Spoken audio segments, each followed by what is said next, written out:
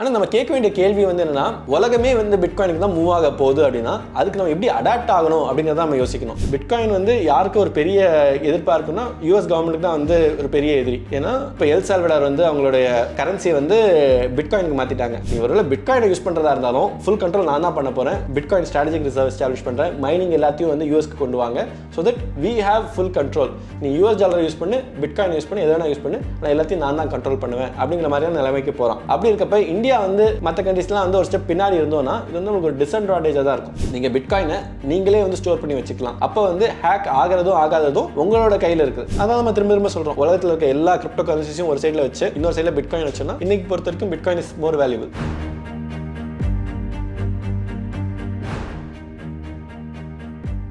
Sir, அந்த demand supply பற்றி நீங்கள் சொல்லியிருந்தீங்க. நீங்களும் ஒரு நம்மளோட நிறைய எபிசோட்ஸில் பேசியிருக்கோம். ஒரு 4 வருஷத்துக்கு ஒரு வாட்டியும் பிட்காயினோட அந்த மைனிங் அப்படின்றது குறைஞ்சிட்டே தான் வரும் இல்லையா?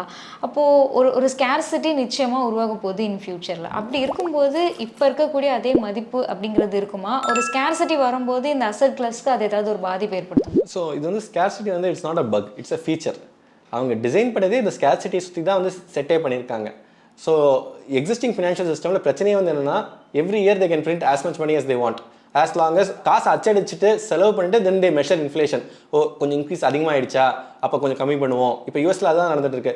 மாதம் வந்து மீட் பண்ணி இதை தான் அவங்க செக் பண்ணுறாங்க. பணப்புழக்கம் கொஞ்சம் அதிகமாகிடுச்சா, கொஞ்சம் கம்மி பண்ணணுமா அப்படின்ட்டு. ஸோ பிட்காயினை பொறுத்த வரைக்கும் இட் கிவ்ஸ் யூ ஸ்டெபிலிட்டி. இவ்வளோ தான் இருக்க போது, இதை வச்சு நீங்கள் யூஸ் பண்ணுங்க அப்படின்ட்டு. அண்ட் உலகத்தில் வந்து இப்போ 800 கோடி பேர் இருக்காங்க. அத்தனை பேருக்கும் வந்து பிட்காயின் எப்படி இருக்க போகுது, நீங்கள் லிமிடெட் சப்ளைன்னு சொல்கிறீங்கல்ல அப்படின்னு கேட்கலாம். இப்போ பிட்காயின் வந்து பார்த்தீங்கன்னா 2 கோடியே 10 லட்சம் பிட்காயின்.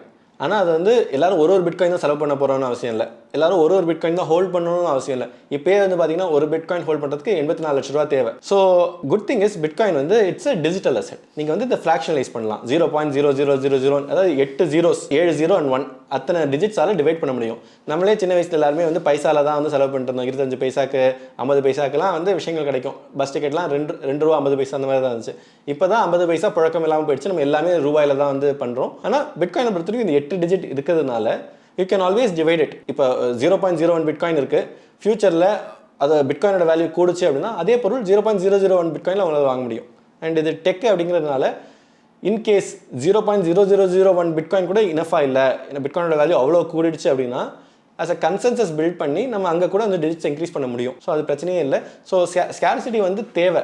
அப்போ தான் வந்து ஒரு அசட்டோட வேல்யூ வந்து ரீட்டைன் ஆகும், இல்லை கூடும். இப்போ டைமண்ட் வந்து பார்த்தீங்க அப்படின்னா இவ்வளோ நாள் ஓரளவுக்கு வேல்யூ இருந்துச்சு. பட் இதுக்கப்புறம் வந்து பார்த்தீங்கன்னா டைமண்டோட வேல்யூ குறைஞ்சிட்டே தான் போக போகுது. ஏன்னா சப்ளை வந்து is no longer scarce. Artificial diamonds வந்துருச்சு. ஸோ அதோட சப்ளை வந்து எவ்வளோ இனிமேல் வந்து டைமண்ட்ஸ் கிரியேட் பண்ணுவோம் அவ்வளோ கிரியேட் பண்ணிக்கலாம். And it's not even very expensive. So அப்படி இருக்கப்போ வந்து டைமண்டோட விலை கம்மியாகிடும். இப்போ கோல்டுக்குமே அதே தான். இப்போதைக்கு வந்து புதுசாக கோல்டு கிரியேட் பண்ணுற டெக்னாலஜி நம்மகிட்ட கிடையாது. ஒரு வேளை சயின்ஸ் வந்து அதை உருவாக்கிடுது, இல்லை சீலேருந்து கோல்டு எடுக்கிறதுக்கான டெக்னாலஜி நம்ம கண்டுபிடிக்கிறோம், இல்லை ஆஸ்ட்ராய்ட்லேருந்து கோல்டு எடுக்கிற டெக்னாலஜி வந்து வந்துருச்சு அப்படின்னா வரப்போதுன்னு தெரிஞ்சாலே எல்லாரும் கோல்டை விற்றுருவாங்க. கோல்டு லிமிடெட் சப்ளையாக இருக்குங்கிறதுனால தான் வந்து சென்ட்ரல் கவர்மெண்ட்லேருந்து எல்லாருமே வந்து கோல்டை வாங்கி வச்சு அதை வந்து ஒரு அசட்டாக வந்து ட்ரெஷர் பண்ணுறாங்க.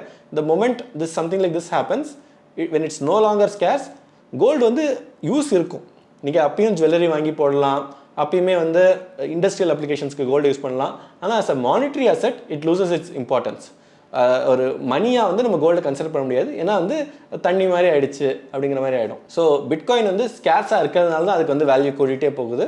And it's a good thing. சரி, இப்போது ஃபினான்ஷியல் எக்ஸ்பர்ட்ஸ் சில பேர்கிட்ட வந்து இந்த கிரிப்டோ ரிலேட்டடாக பேசும்போது அவங்க வைக்கக்கூடிய கன்சர்ன் என்ன அப்படின்னா, இது எக்கானமியில் ஏற்படுத்தக்கூடிய இம்பேக்ட். இப்போ வந்து நமக்கு ஒரு ருப்பி இருக்குது, டாலருக்கு நிகரான அதனுடைய மதிப்பை வச்சு நம்ம எக்கானமியில் சில விஷயங்கள் நடக்குது இல்லையா? இப்போ எல்லாமே டீசென்ட்ரலைஸ் பண்ணிட்டாங்க பிட்காயின் வச்சு அப்படின்னா இந்த விஷயங்கள்லாம் எப்படி நடக்கும் அப்படிங்கிற ஒரு கேள்வி வந்து வைக்கிறாங்க. இதை எப்படி பார்க்கலாம்? இதை வந்து நான் டெக்னாலஜி சைட்லேருந்து பார்க்குறேன். ஸோ டெக்னாலஜி வந்து எப்பவுமே அது ஒரு போகிற போக்கில் போயிட்டே தான் இருக்கும். It just advances. Governments and people தான் வந்து அந்த அட்வான்ஸ்க்கு ஏற்ற மாதிரி நம்மளே மாற்றிக்கணும். இப்போ டெக்னாலஜினால நிறையா ஜாப்ஸ் வந்து போயிருக்கு, நிறையா ஜாப்ஸ் உருவாகியிருக்கு. இல்லை நான் வந்து டெலிகிராஃபில் தான் ஒர்க் பண்ணுவேன், இந்த புது டெக்னாலஜி வேணாம் அப்படின்னு சொல்கிறது வந்து ஒரு அபத்தம். இது வந்து நடக்காமலாம் இருந்ததே இல்லை. இப்போ இந்தியாவிலே வந்து பார்த்தீங்கன்னா ஒரு 4-5 இயர்ஸ்க்கு முன்னாடி வந்து வாட்ஸ்அப் கால் பண்ணக்கூடாது அப்படின்னு சொல்லிட்டு ஏர்டெல் வோடஃபோன்லாம் வந்து நிறைய முயற்சி பண்ணாங்க. துபாயில் இன்னைக்கு வரைக்குமே வந்து வாட்ஸ்அப்பில் கால் பண்ண முடியாது. நீங்கள் அதுக்குன்னு ஒரு ஆப், பாட்டம் அந்த மாதிரி ஏதோ ஒரு ஆப் போட்டு தான் வந்து அது மூலமாக தான் கால்ஸ் பண்ண முடியும். ஏன்னா நான் என்ன சொல்கிறேன்னா, நீ எப்போ டேட்டா மூலமாக கால் பண்ணுறியோ யார் வந்து டாக் டைமுக்கு காசு கட்டுவா அப்படிங்கிறாங்க. இப்போ நம்ம வந்து புரிஞ்சுக்கிட்டோம், அதாவது டேட்டாவும் ஒன்று தான், டாக் டைமும் ஒன்று தான். எண்ட் ஆஃப் த டே வந்து it's going to be used interchangeably. நீ டாக் டைமுக்கு காசு சார்ஜ் பண்ணா மக்கள் டேட்டா யூஸ் பண்ணிடுவாங்க, அதனால டாக் டைமை ஃப்ரீ ஆக்கிடு. இதெல்லாம் வந்து என்னன்னா டெக்னாலஜி சேஞ்ச் ஆகினதுனால நம்மளா சேஞ்ச் பண்ணிக்கிட்டோம், சேஞ்ச் பண்ணாமல் இருக்கிறது இல்லை. இப்போ அதனால தான் அட்வான்ஸ் கண்ட்ரிஸ் எல்லாமே வந்து பிட்காயின் எம்ப்ரேஸ் பண்ணுறாங்க. எங்கெங்கெல்லாம் வந்து கேபிட்டல் ரெஸ்ட்ரிக்ஷன்ஸ் இல்லையோ, ஒரு துபாயாக இருக்கட்டும், சிங்கப்பூராக இருக்கட்டும், சவுத் கொரியா, யூஎஸ், இந்த மாதிரியான நாடுகள் எல்லாமே வந்து they are embracing it much pastor. இந்தியாவில் வந்து there is definitely a difficulty.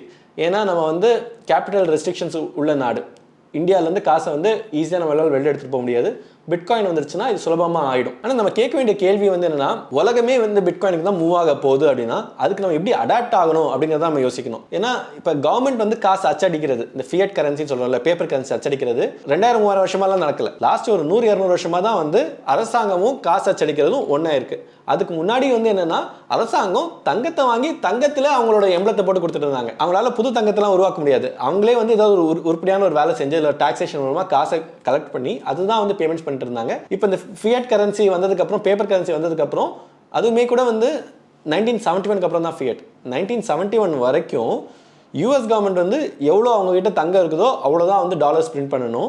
அந்த டாலருக்கு மதிப்பு வந்து ஃபிக்ஸ் ஆகும். அதை வச்சு மற்ற கரன்சிலாம் ஃபிக்ஸ் ஆகிட்டு இருந்துச்சு. So every other currency was pegged to gold. இந்த கோல்டு ஸ்டாண்டர்ட் வந்து போனதே 1971 இருந்து தான். ஸோ 65 இயர்ஸ் தான் ஆயிருக்கு. So we are again getting into new standard, but this is a bitcoin standard. So இதுக்கு வந்து நம்ம எப்படி வந்து இது வந்து அட்வான்டேஜாக மாற்றுறது, எப்படி வந்து India can take a become a pioneer in this, அதுதான் நம்ம பார்க்கணும். ஏன்னா இந்தியா இது பண்ண மாட்டோம்னு நினைக்கிறாங்க. இப்போ சில கண்ட்ரீஸ்க்கு பிரச்சனை இருக்குன்னா, not that bitcoin innovation is going to stop. மற்ற கண்ட்ரீஸ்லாம் மூவ் ஆகிட்டே இருக்க போகிறாங்க.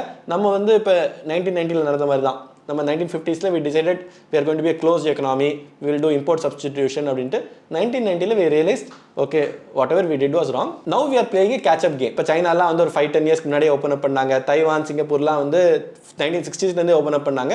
So they are like 10 steps ahead. நம்ம வந்து இப்போ தான் வந்து we are trying to become more competitive. அதே மாதிரி இங்கேயும் catch up game ஆடாமல் இருக்கணும் அப்படின்னா we have to take a step forward. இதுதான் நடக்க போகுது அப்படின்னா அதுக்கு நம்ம எப்படி நம்மளை தயார்படுத்திக்கணும் அப்படின்னு தான் பார்க்கணும். நீங்கள் சொல்கிற கன்சர்ன்ஸ் எல்லாமே வேலிட். அதனால தான் வந்து ஆர்பிஐ வந்து ரொம்ப தயக்கம் காட்டுறாங்க. ஆனால் அதே ப்ராசிட்டிவ்ஸ் இருக்கிறதுனால தான் வந்து இந்தியன் கவர்மெண்ட் வந்து இது வரைக்கும் பேன் பண்ணலை. ஒரு இதுதான் ஃபியூச்சர் அப்படின்னா நான் பேன் பண்ணிட்டு தனியாக உட்காந்துட்டு there is no option.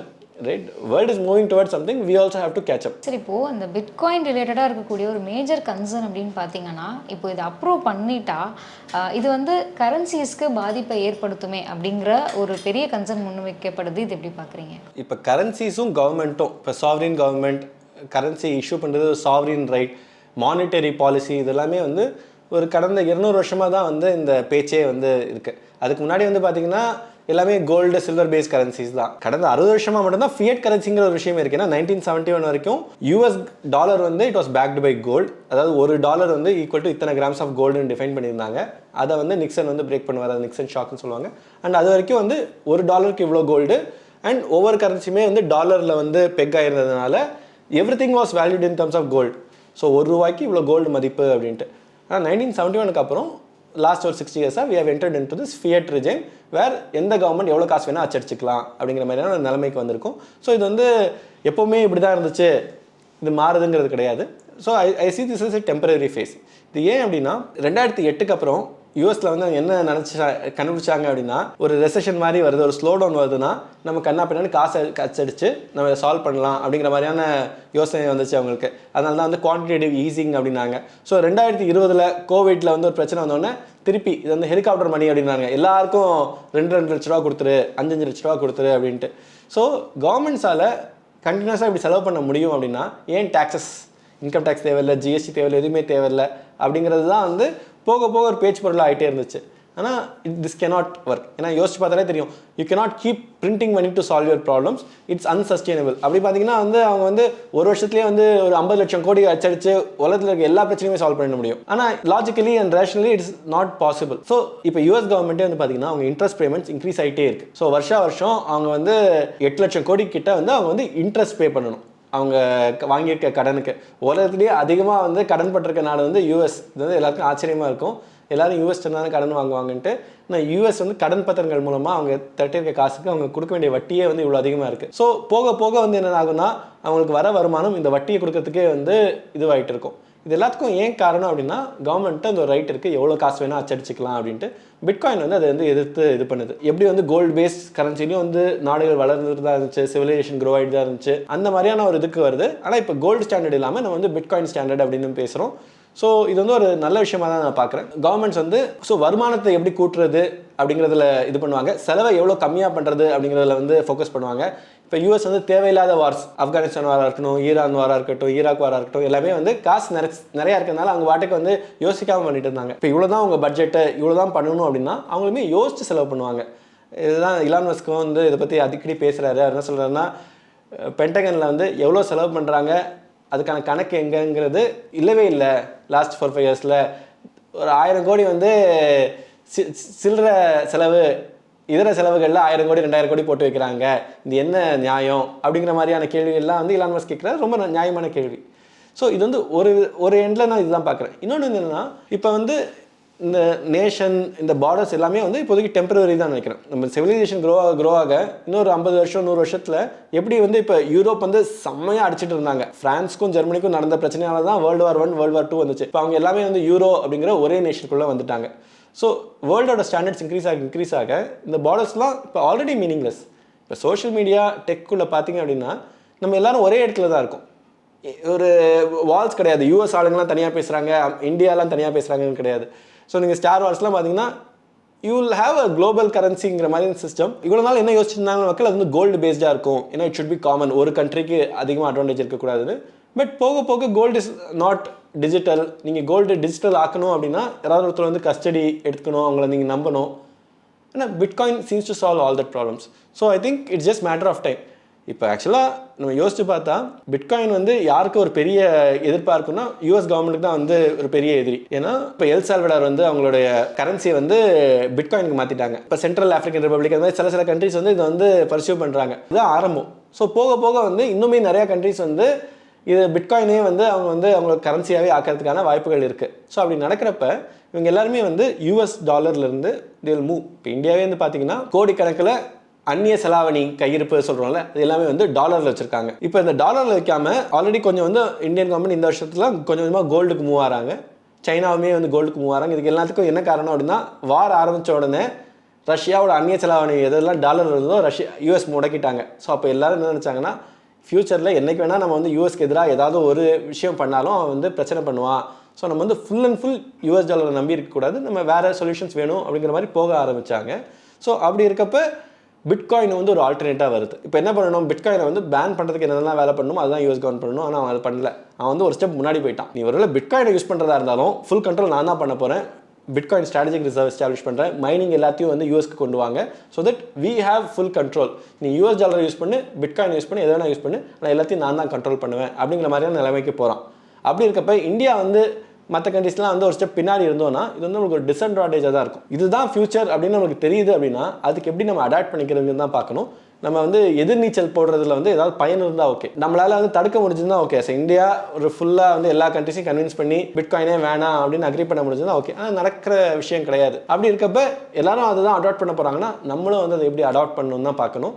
And இதுதான் கிட்டத்தட்ட வந்து இந்தியன் கவர்மெண்ட் பேன் பண்ணாமல் இருக்கிறதுக்கான காரணமும் இதுதான். ஒருவேளை இது ஃபியூச்சர் ஆச்சு அப்படின்னா நம்ம வந்து இதை மிஸ் பண்ணிடக்கூடாது அப்படிங்கிறதுக்காக தான் வந்து யோசிச்சுட்டே இருக்காங்க. அண்ட் இன்னும் 1 or 2 இயர்ஸில் ரெகுலேட்டே பண்ணிடுவாங்கிறதா என்னுடைய நம்பிக்கை. பிட்காயினோட ஹிஸ்ட்ரி பற்றி நம்ம பேசிகிட்டு இருக்கோம் இல்லையா சார், இதில் இருக்கக்கூடிய இன்னொரு கன்சர்ன் அப்படின்னு பார்த்தா அந்த ஹேக்கிங் அந்த மாதிரியான விஷயங்கள் தான். ஸோ ஆரம்பத்தில் கூட bitcoinmarket.com அது கூட ஒரு இந்த மாதிரி ஒரு ஹேக்கிங் பிரச்சனை சந்திச்சிருக்கு. சமீபத்தில் கூட நம்ம ஒரு எக்ஸ்சேஞ்ச் வந்து நம்ம கேள்விப்பட்டோம்.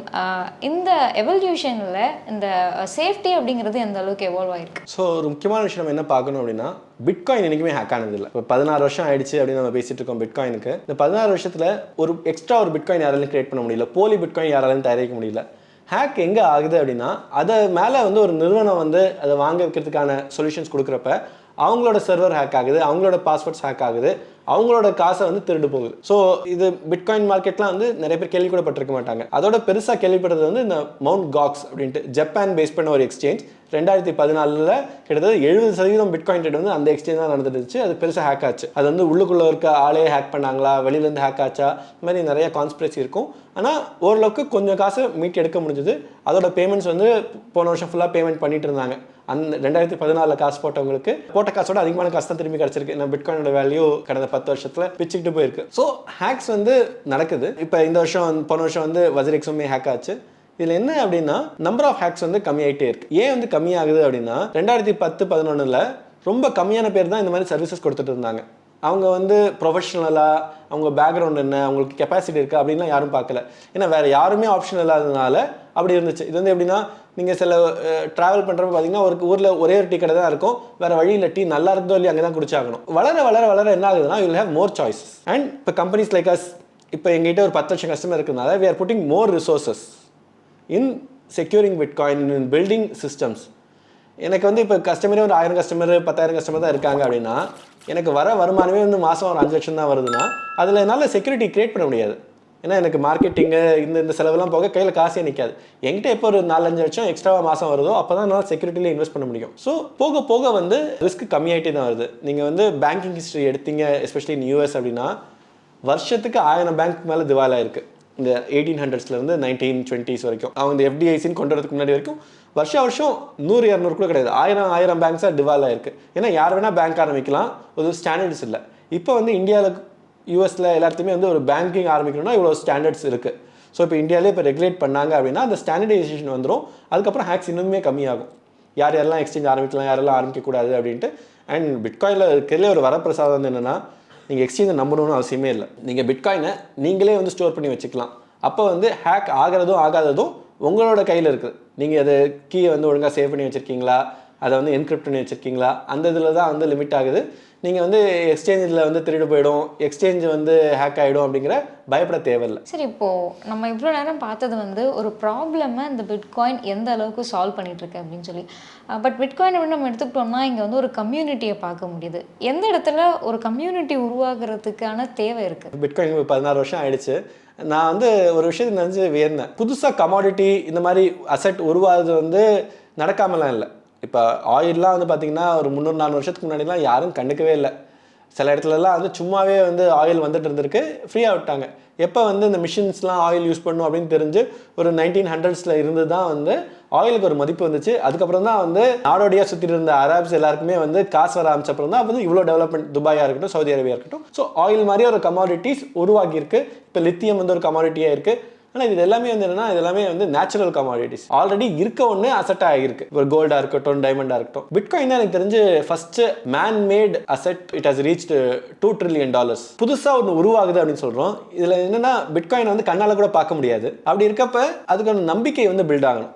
ஸோ நம்பிக்கை எப்படி பில்ட் ஆகும்னா, ஒருத்தர் வந்து எல்லார்ட்டையும் போயிட்டு சொல்கிறது. இப்போ ஜுகர்பர்கை நம்பி நம்ம ஃபேஸ்புக் யூஸ் பண்ணுறோம், இல்லை இப்போ மகாத்மா காந்தி இல்லைனா வந்து அண்ணாவை நம்பி ஒரு டிஎம்கே ஆகுது அப்படின்னா you need to depend on one person. Or ஒரு மூவ்மெண்ட், ஒரு இயக்கம் உருவாகுது. இயக்கம் உருவாச்சு அப்படின்னா இயக்கம் வந்து ஒரு அடிப்படை ஒரு நம்பிக்கை இல்லை. இப்போ Satoshi Nakamoto is anonymous person. So bitcoin 2009 இது வரைக்கும் இப்போ இவ்வளோ வளர்ந்துருக்கு. இப்போ எனக்கு பிட்காயின் பற்றி ஏன் தெரியும் அப்படின்னா கம்யூனிட்டியில் இருக்க நிறைய பேர் வந்து பிட்காயின் இப்படி அப்படி அப்படின்னு சொன்னதுனால இப்போ நான் போய் படித்ததுனால எனக்கு தெரிய வந்துச்சு. இப்போ அந்த பிட்காயினுக்கு ஒரு மார்க்கெட்டிங் டீம் கிடையாது, பிட்காயினுக்கு ஒரு மார்க்கெட்டிங் பட்ஜெட்னு கிடையாது. நான் வந்து நியூஸ் பேப்பரில் வருஷம் ஆடு போடுவேன் அப்படின்ட்டு. பிட்காயினை சுற்றி அதோடைய சிந்தனைகள் பற்றி ஈர்த்து அதை சுற்றி ஒரு கம்யூனிட்டி ஃபார்ம் ஆகிறதுனால தான் வந்து பிட்காயினோட இவ்வளோ வளர்ச்சி அடைஞ்சிருக்கு. பிட்காயின் பற்றி யாருமே பேச போகிறதில்ல, நான் வாங்க போகிறேன் விற்க போகிறேன் அப்படியே நான் கம்முன்னு இருப்பேன் அப்படின்னா மற்றவங்களுக்கு எப்படி பிட்காயின் பற்றி தெரிய வரும்? So community plays a very important role. Community believes in bitcoin. அந்த சேப்பியன்ஸில் வந்து அழகாக சொல்லியிருப்பாங்க. அதாவது சிம்பான்சிக்கும் மனுஷனுக்கும் என்ன ஒரு பெரிய டிஃப்ரென்ஸ் அப்படின்னா, நீ வந்து ஒரு 10 பேப்பரை கொடுத்து சிம்பான்சிக்கிட்ட அந்த வாழைப்பழத்தை திருப்பி கொடுக்குதான் கொடுக்காது. நான் மனுஷனுக்கு நீ 10 100 ரூபா நோட்டை கொடுத்து வாழைப்பழத்தை கொடுதான் கொடுத்துருவான். பணம் வந்து நம்ம உருவாக்குனது. டெமோக்ரஸிங்கிறது, ஒரு கிங்கிறது, இது இல்லாமல் நம்ம நம்புறது, நம்பிக்கை சார்ந்த விஷயங்கள். ஸோ நம்பிக்கைக்கு சார்ந்த விஷயங்கள் எல்லாத்துக்குமே வந்து நிறைய பேர் வந்து இந்த விஷயத்தை நம்பணும். நம்பிக்கை வந்து இந்த மாதிரி ஒரு கம்யூனிட்டிலேருந்து தான் வரும். இப்போ நம்ம பார்க்குறோம் ஜப்பான் வந்து கிரிப்டோ ஃப்ரெண்ட்லியாக இருக்குது அப்படின்னு சொல்லி. ஒரு கண்ட்ரி வந்து ஒரு கிரிப்டோ ஃப்ரெண்ட்லியாக இருக்குது அப்படின்னா அவங்க சில மீட்டர்ஸ் எல்லாம் பார்த்துருப்பாங்க இல்லையா? ஸோ ஜப்பான் சைட்லேருந்து என்னென்ன விஷயங்கள் அந்த மாதிரி பார்த்துருக்காங்க? ஸோ ஒன்று வந்து என்னென்னா, ஜப்பான் டெக்னாலஜிக்கலி வெரி அட்வான்ஸ். நீங்கள் அந்த QR கோட்லேருந்து ஆரம்பித்து நிறையா விஷயங்கள், டெக் விஷயங்கள் எல்லாமே வந்து அமெரிக்காவில் உருவாகிறதில்ல. எல்லாமே இந்த south east Asia, Taiwan, Japan இந்த மாதிரியான இடங்கள் தான் வந்து உருவாகுது. ஏன்னா இவங்க வந்து டெக் வந்து டக்குன்னு அடாப்ட் பண்ணுறவங்க. இன்ஃபேக்ட் நான் சொன்னதில்ல இப்போ 2014 மவுண்ட் காக்ஸ்னு ஒரு எக்ஸ்சேஞ்ச் வந்து ஹேக் ஆச்சு அப்படின்ட்டு. ஸோ அது நடந்தப்போ அவங்களுக்கு வந்து தெரிய வந்துச்சு நிறைய பேர் இது பண்ணுறாங்க, கன்சியூமர் ப்ரொடெக்ட் பண்ண ஒரு ரெகுலேஷன் கொண்டு வரது ரொம்ப முக்கியம் அப்படின்ட்டு அவங்க வந்து ரொம்ப ஏர்லியாகவே ஸ்டார்ட் பண்ணிட்டாங்க. ஸோ நீங்கள் சொன்னது தான், among all developed countries Japan தான் அதுக்கு வந்து ஃபஸ்ட்டு ஸ்டெப் எடுத்து வச்சது. இன்னுமே வந்து என்னென்னா 90களுக்கு அப்புறம் ஜப்பான் வந்து அவங்களோட எக்கனாமி வந்து ரொம்ப தேக்கமாகிடுச்சு, பெரிய க்ரோத்தே இல்லை. கிட்டத்தட்ட ஷேர் மார்க்கெட் வச்சு நம்ம இதை வந்து டிஃபைன் பண்ணோம்னா 1990 அவங்க என்ன பீக்கை டச் பண்ணாங்களோ அது வந்து 2024 தான் திருப்பி அதே ப்ரைஸ் வரதுக்கு. நீங்கள் 1000 ரூபா 1990 போட்டிருந்தீங்கன்னா அது திருப்பி 1000 ரூபா ஆகிறதுக்கே வந்து 34 வருஷம் ஆயிடுச்சு. ஸோ அப்படி இருக்கப்ப they are taking risk to adopt newer technologies so that இந்த டெக்னாலஜி பிக்கப் ஆச்சு, இப்போ அடுத்த சிலிக்கான் வேலியாக இது இருந்துச்சு அப்படின்னா, அடுத்த இன்டர்நெட் மாதிரியான ஒரு டிஸ்ரப்டிவ் டெக்னாலஜி இருந்துச்சுன்னா Japan can take a lead அப்படிங்கிற மாதிரி they are thinking and taking a step forward. இப்போ நம்ம கிங் ஆஃப் கிரிப்டோ பிட்காயின் அப்படிங்கிறத பார்த்துட்டு இருக்கோம். 16 வருஷங்கள் ஆயிடுச்சு. ஏன் வேற ஒரு காயினால இந்த கிங் ஆஃப் கிரிப்டோவா ஆக முடியல, பிட்காயின் மட்டும் ஏன் இந்த டாமினேட் பண்ணிட்டு இருக்கு? இது வந்து ஒரு முக்கியமான ஒரு கொஸ்டின். எப்பவுமே டெக்னாலஜியில் பார்த்தீங்கன்னா ஃபஸ்ட்டு கிரியேட் பண்ணுற ஒரு ப்ராடக்ட் கிரியேட் ஆச்சுன்னா அவங்க வந்து மார்க்கெட் லீடர் ஆகிறதே இல்லை. அவனை விட வந்து சரி நீ காமிச்சிட்டேன், ஆனால் இதோட நான் பெட்டராக ஒரு ப்ராடக்ட் கிரியேட் பண்ணணும்னு சொல்லிட்டு அதுதான் வந்து டாமினேட் பண்ணணும். நீங்கள் வந்து இப்போ நான் ஸ்கூல் படிக்கிறப்பனா ஆர்குட் ரொம்ப ஃபேமஸாக இருந்துச்சு, அதுக்கப்புறம் மை ஸ்பேஸ் ஹைஃபைலாம் வந்துச்சு. ஆனால் டாமினேட் பண்ணது ஃபேஸ்புக். கூகுளும் அதே தான், அமேசானும் அதே தான். Google is not the first search engine, Amazon is not the first e-commerce website. ஆனால் பிட்காயினை பொறுத்த வரைக்கும் என்னென்னா சில விஷயங்கள் வந்து ரெப்ளிகேட்டே பண்ண முடியாது. த வே இட் வாஸ் கிரியேட்டட் இந்த ஃபர்ஸ்ட் 4-5 இயர்ஸ் வந்து it did not have any competition. Satoshi Nakamoto வந்து he has 1 million bitcoins ஆனால் he has not sold any bitcoin and he has become anonymous. இப்போ நானே வந்து நான் தான் சதோஷி நாக்கமோட்டோ நான் சொன்னாலும் மார்க்கெட் நம்பாது, சதோஷி நாக்கமோட்டோ வந்து சொன்னாலும் நம்பாது. It has become a community, it has become a movement much more than that one person. And இப்போ ஒரு சென்ட்ரல் ஆள் இல்லை. இப்போ நம்ம வந்து டீசென்ட்ரலைசேஷன் சொல்கிறோம். இப்போ எத்திரியம் வந்து most decentralised asset after bitcoin. ஆனால் அங்கேயுமே வந்து lot of things are decided by Vitalik Buterin. அவர் வந்து டிக்டேட்டர்ஷிப் மாதிரி அவர் பண்ணலை, இதுதான் பண்ணி ஆகணும்னு சொல்லலை. ஆனால் அவர் மேலே இருக்க மரியாதையில் அவர் சொல்கிறது தான் கிட்டத்தட்ட it becomes the direction of that coin. So it's not sufficiently decentralised. So அவர் நல்லவராக இருக்கிறதுனால ஓகே. ஆனால் இப்போ பிட்காயினை பொறுத்த வரைக்கும் பார்த்தீங்கன்னா there is no such founderங்கிறதுனால it is the most decentralized asset அப்படின்னு நம்ம சொல்லலாம். பிட்காயினில் இன்னொரு முக்கியமான விஷயம், it doesn't have an utility. இது வந்து பெரிய ஒரு ஐரானிக்கான ஒரு விஷயமா இருக்கும். யூஸ் இல்லை அப்படின்னா வந்து அது எப்படி வந்து ஒரு பெரிய இதுவாகலாம் அப்படின்ட்டு. கிரிப்டோ பொறுத்த வரைக்கும் யூஸ் கேஸ் பார்த்து தானே சார் வாங்கணும் அப்படின்னு சொல்கிறாங்க. கரெக்டு. இப்போ பிட்காயினோட இப்போ தங்கம் இருக்குல்ல, தங்கம் வந்து இண்டஸ்ட்ரியில் எங்கே யூஸ் பண்ணுறாங்க? 0.001% தான் யூஸ் பண்ணுறாங்க. சில்வர் கூட வந்து பிகாஸ் இட்ஸ் கண்டக்டிவ் ப்ராப்பர்ட்டிஸ் நிறைய யூஸ் கேஸ் இருக்குது. அயனுக்கு, பல்லாடியம், பிளாட்டினம்க்குலாம் நிறைய யூஸ் கேஸ் இருக்குது. ஆனால் ஒரு ஃபினான்ஷியல் அசெட்டாக இருக்கிறதுக்கு நீங்கள் வந்து ஹிஸ்டாரிக்கலி எடுத்து பார்த்தாலும் இந்த சீ ஷெல்ஸ்லாம் வந்து யூஸ் பண்ணியிருக்காங்க, கிளாஸ் பீட்ஸை யூஸ் பண்ணியிருக்காங்க, ஜெம் ஸ்டோன்ஸை யூஸ் பண்ணியிருக்காங்க. இதெல்லாமே பார்த்தீங்கன்னா யூஸ் பண்ண முடியாத ஒரு பொருள். நீங்கள் வச்சுக்கலாம், அதனால் வந்து ஒரு சாப்பாட்டுக்கோ ஒரு பொருள் செய்கிறதுக்கோ யூஸ் ஆகாது. ஒரு ஃபினான்ஷியல் அசெட்டுக்கு அதெல்லாம் வந்து ஒரு தேவையான ஒரு விஷயமா இருக்குது. அதை நீங்கள் வந்து யூஸ் பண்ண ஆரம்பிச்சிங்கன்னா நீங்கள் கம்பேர் பண்ணலாம். இப்போ எத்திரியமே எடுத்துக்கோங்களேன். எத்திரியம் நம்ம என்ன சொல்கிறோம், இட்ஸ் அ பிளாட்ஃபார்ம், அது மேலே அப்ளிகேஷன்ஸ் ரன் பண்ணலான்னு சொல்கிறோம். ஆனால் எத்திரியமில் இப்போ என்ன பிரச்சனை, நான் ஒரு அப்ளிகேஷன் நீங்கள் ரன் பண்ணணும்னா அது இவ்வளோ ஸ்பீடு தான் சப்போர்ட் பண்ணுது. ஒரு செகண்டுக்கு 100 டிரான்சாக்ஷன் சப்போர்ட் பண்ணுதுன்னு வச்சுப்போம். இப்போ சொலானால 10,000 டிரான்சாக்ஷன்ஸ் பண்ண முடியுது அண்ட் சீப்பாகவும் பண்ண முடியுது. அப்போ சொலானா வந்து எத்திரியமோட பெட்டர் அப்படின்னு சொல்லிட்டு நிறைய பேர் விட்டுட்டு போகிறாங்க. இப்போ பிட்காயின் அப்படி கம்பேரே பண்ண முடியாது உங்களால். ஏன்னா it's not a platform, it is an asset. So bitcoin வந்து it still depend on mining. So நிறைய பேர் என்ன சொல்கிறாங்கன்னா காசு இருக்கவங்க கண்ட்ரோல் பண்ண முடியும் எத்திரியமில் அப்படின்னா, திடீர்னு ஒரே நாளில் நீங்கள் வந்து 10 கோடி ரூபாய்க்கு இல்லை 1000 கோடி ரூபாய்க்கு எத்திரியம் வாங்கி you can take control of the entire network. ஆனால் பிட்காயினில் you have to take care of computing power which is much more difficult. அந்த மிஷின்ஸ் எல்லாமே வந்து வேஸ்ட் ஆகிடும் நீங்கள் அந்த மாதிரி எடுத்து நீங்கள் தப்பான இதுக்கு யூஸ் பண்ணிங்கன்னா. ஸோ அந்த மாதிரி ஒவ்வொரு விஷயத்துலையுமே வந்து இப்போ மைக்ரோ ஸ்ட்ராட்டஜி அவர் வந்து நீங்கள் திருப்பி பார்த்தீங்கன்னா அது என்ன சொல்கிறாருன்னா this just bitcoin and everything else is shit coin அப்படிங்கிறாரு. இப்போ யூஎஸில் நிறைய கேசஸ் போச்சு, நிறைய இடத்துல இஷ்யூஸ் நடந்தது. எல்லா இடத்துலையுமே வந்து யாருமே வந்து பிட்காயினை பற்றி கேள்வியே கேட்கல. ரிப்பிள் மேலே கொஸ்டின்ஸ் வந்துச்சு, யூனிஸ்வாப் மேலே கொஸ்டின் வந்துச்சு, ஈவன் எத்திரியம் மேலே கூட சில இடத்துல கொஸ்டின்ஸ் வந்துச்சு. எத்திரியம் கமாடிட்டியா, செக்யூரிட்டியா, அந்த மாதிரியான பிரச்சனைலாம். பிட்காயின்லாம் வந்து பிட்காயின் ஒரு தெய்வம், அதை நம்ம வந்து கேள்விக்கு அப்பாற்பட்டதுங்கிற மாதிரி தான் ட்ரீட் பண்ணுறாங்க. அண்ட் அதனால தான் முதல் இடிஎஃப்பும் வந்து பிட்காயின் இடிஎஃப் தான் வந்துச்சு. அதுக்கப்புறம் தான் மற்றது எல்லாம். ஸோ பிட்காயின் ஒரு வழி காமிச்சு அதுக்கு பின்னாடி தான் மற்ற எல்லாமே ஃபாலோ பண்ணுது. அதனால நம்ம திரும்ப சொல்கிறோம், உலகத்தில் இருக்க எல்லா கிரிப்டோ கரன்சிஸையும் ஒரு சைடில் வச்சு இன்னொரு சைடில் பிட்காயின் வச்சோன்னா இன்னைக்கு பொறுத்த வரைக்கும் பிட்காயின் இஸ் மோர் வேல்யூபிள் 56%. இதனால் திரும்ப எங்கள் இன்வெஸ்டர்ஸ்க்கு நான் ஏன் சொல்கிறேன், நீங்கள் வந்து கொஞ்சமாவது பிட்காயின் போர்ட்ஃபோலியோ வச்சுக்கோங்க அப்படின்ட்டு. எல்லாம் நினைக்கிறாங்கன்னா 80 லட்சமாக இருக்குது ஒரு பிட்காயின், நான் வந்து ஷீபா இனோ இந்த மாதிரியான காயின்ஸ் வாங்குறேன், ஏன்னா ₹1 கொடுத்தனால கூட எனக்கு வந்து 10,000 காயின் கிடைக்குது அப்படின்னு நினைக்கிறாங்க. ஆனால் வந்து தங்கத்தை விட்டுட்டு நீங்கள் வந்து தகரத்தை வாங்காதீங்க அப்படிங்கிறது என்னோட இதுவாக இருக்குது. ஸோ பிட்காயினோட பொசிஷன் வந்து அண்ட் இன்டர்நெட்டில் இன்னொரு முக்கியமான ஒரு விஷயம் இருக்குது. ஸ்டார்டிங் ஃபேஸில் இந்த மாதிரி டிஸ்ரப்ஷன்ஸ் இருக்கும். ஆனால் ஒரு வாட்டி ஒரு விஷயம் வந்து மோனோபோலி மாதிரி ஆயிடுச்சு அப்படின்னா அதை டிஸ்பிளேஸ் பண்ணுறது ரொம்ப ரொம்ப ரொம்ப ரொம்ப கஷ்டம். நீங்கள் 2007-8 கூகுள் வந்து டாமினன்ட் பொசிஷன் ஆயிடுச்சுன்னா இப்போ அடுத்த 17 வருஷத்துக்கு இன்னும் அடுத்த ஒரு 20 வருஷத்துக்கு எனக்கு தெரிஞ்சு கூகுள் தான் வந்து சர்ச் இன்ஜினாக இருக்க போகுது. அமேசான் தான் வந்து இ-காமர்ஸ்க்கான முகமாக இருக்க போகுது. ஃபேஸ்புக் யாரும் வந்து தள்ளவே முடியாது. இந்த ஃபார்மேட்டிவ் யூஎஸில் தான் வந்து சேர்ன் இருக்கும், அதோட ஒரு பெட்டர் டெக். ஸோ அந்த டைமில் வந்து பிட்காயினோட பெட்டர் டெக்னாலஜி வராததுனால bitcoin has become the number 1. So 16 years is a huge time in technology world. எனக்கு தெரிஞ்சு bitcoin will be the number 1 asset even 20-30 years from now. இதுக்கு சில காரணங்கள் இருக்குது. சில விஷயங்கள் வந்து இது மக்களோட பர்செப்ஷன் தான். பிட்காயினோட community is much more stronger than every other community. இந்த ஆல்ட் காயின்ஸ் வச்சுருக்கவங்க கூட அவங்களோட அப்ஜெக்டிவ் என்ன இருக்குன்னா, இந்த காயின் கொஞ்சம் விலை ஏறினா வித்துட்டு நான் பிட்காயின் வாங்கணும், அட்லீஸ்ட் நான் ஒரு 1 பிட்காயின் வச்சுக்கணும் அப்படிங்கிறது தான் நிறைய பேரோட ஆசையாக இருக்குது. அப்படி தான் அவங்க சிஸ்டம்குள்ளேயே உள்ளே வராங்க. ஸோ எனக்கு தெரிஞ்ச பிட்காயின் வந்து அசைக்க முடியாது அடுத்த 20-30 வருஷத்துக்கு ஆர் ஃபார் எவர். ஸோ நம்ம ஹிஸ்ட்ரி பற்றி நிறைய பேசிட்டோம். ஃப்யூச்சர் ஆஃப் பிட்காயின் எப்படி இருக்க போகுது, இந்த துறையில் நீங்கள் இவ்வளோ ஆண்டுகள் இருந்திருக்கீங்க, அதனுடைய வளர்ச்சி எப்படி இருக்குது, எப்படி இருக்க போகுது? போன வருஷம் வந்து 100K வந்து டச் பண்ணது வந்து இட்ஸ் அ பிக் மைல்ஸ்டோன். ஏன்னா இதில் வந்து நிறைய பேர் வந்து அது $100 இருந்து பார்த்துட்டு இருக்காங்க, $1000 இருக்கப்போ பார்த்துட்டு இருக்காங்க, $10,000 இருக்கப்போ பார்த்துட்டு இருக்காங்க. அது $1,00,000 வந்து டச் பண்ணுறப்ப நிறைய பேருக்கு வந்து இது ஒரு ஆனந்த கண்ணீர் வந்த அளவுக்கு தான்.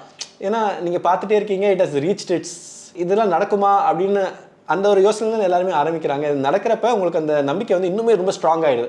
ஸோ இதுக்கு மேலே பிட்காயின் நீங்கள் என்ன நடந்தாலும் இது என்னைக்காவது ஒரு நாளைக்கு பெருசாக ஆகும் அப்படிங்கிற மாதிரியான ஒரு பெர்ஃபார்மன்ஸ் அது. கரெக்டாக?